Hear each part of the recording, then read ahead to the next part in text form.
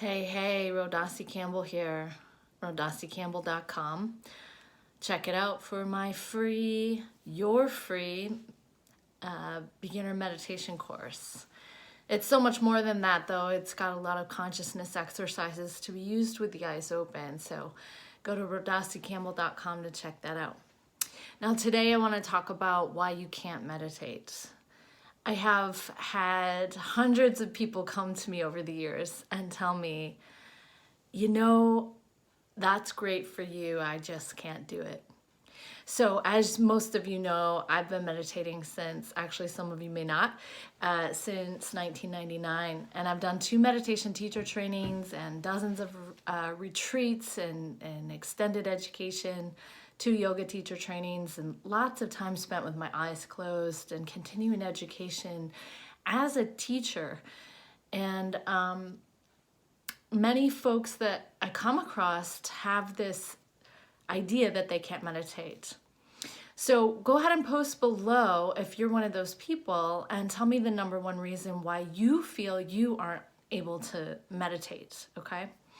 I'll give you a couple of tips and a couple of the top reasons why other people say I can't meditate or why meditation isn't working for you. The number one reason is that people don't actually do it. They sit down and maybe with or without a guided audio, and as soon as it gets to the part where there's quiet, they don't know what to do. It feels really ungrounding for them. It feels really untethered, and that's an uncomfortable place for the mind to be. The mind likes to have something to focus on and chew on and play with and solve. So that'd be normal, okay? The other thing would be that people feel like if they are meditating and they're having any thoughts whatsoever, or if the same thoughts continue to arise through the mind, that they are not doing it right. There's this erroneous misconception out there all over the place that says that meditation means that you clear your mind. And we all know that we can get into a space where a clearing of the mind can happen. Maybe you've done it through music or in nature somewhere or just randomly, cleaning the house where your mind clears. Maybe it's the middle of the night. Maybe it's, I don't know, you've had a time in your life though where your mind stopped and there was peace there. There was just perfection. And we chase down those moments. A lot of us spend time in nature or rocking out in the music scene to try to recapture that experience. So I'm going to tell you 2 things. One is you have to not care if it's comfortable or not.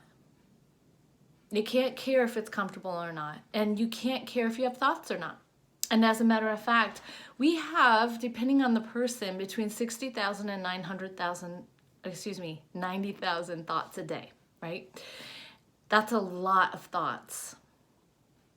And if you are a person who's new to this or somebody who has had a lot of stress going on in your life throughout your entire life or some form of PTSD or coming off of some kind of an addiction, you're going to have more thoughts than the average person actually. You'll be on the higher end of that scale. If you're a person who's pretty good at being able to focus on your work and things to that effect, then you'll be on the lower end of that spectrum. Now, if you were to guess how many thoughts are about the present moment, how many would you say? Add that to the comments below, okay?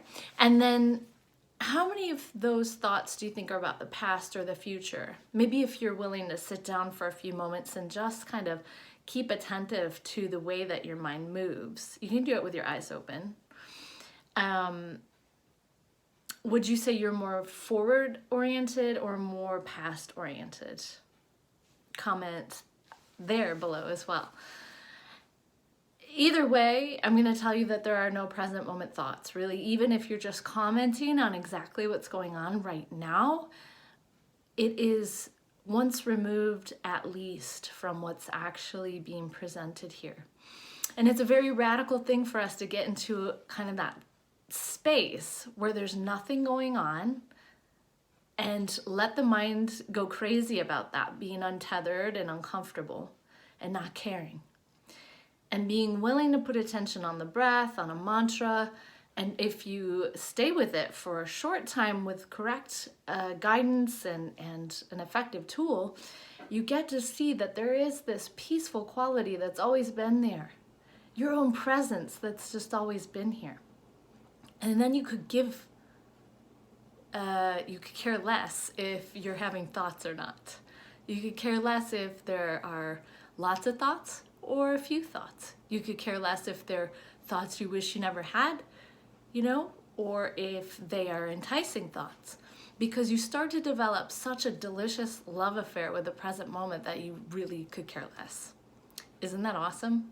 So you can meditate if you're willing to do it, if you're willing to be a little uncomfortable for a bit, maybe on and off, and if you're willing to not care about thoughts.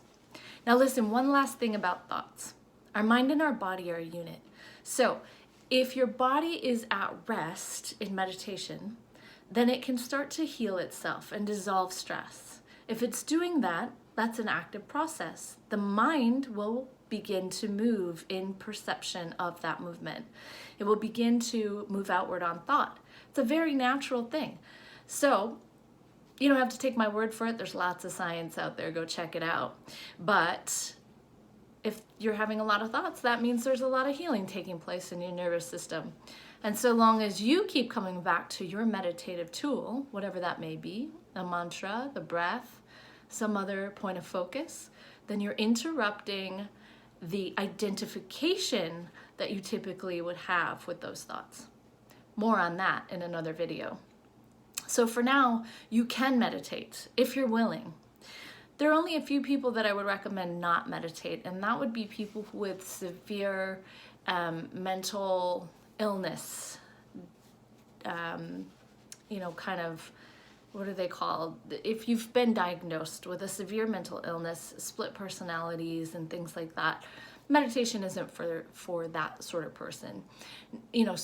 Breathing, yoga could be useful for those folks, but if you're wired that way, going deep inside isn't really the thing to do. Actually, it can be more detrimental. But almost everybody else, no matter how uncomfortable it could be for you, meditation can assist you in, first of all, getting comfortable in your own skin. Second of all, growing up to the point where it doesn't matter if it's comfortable or not, you're still going to show up for it and do it. And offer you the recognition of your own presence and that peaceful quality that's been waiting here your entire life for you to turn back and notice it. Let me know what you think. Let me know if you have any questions, and I'll look forward to seeing you in the next video. Until then, just relax, take a deep breath, and I hope you can notice the most peaceful quality of right now.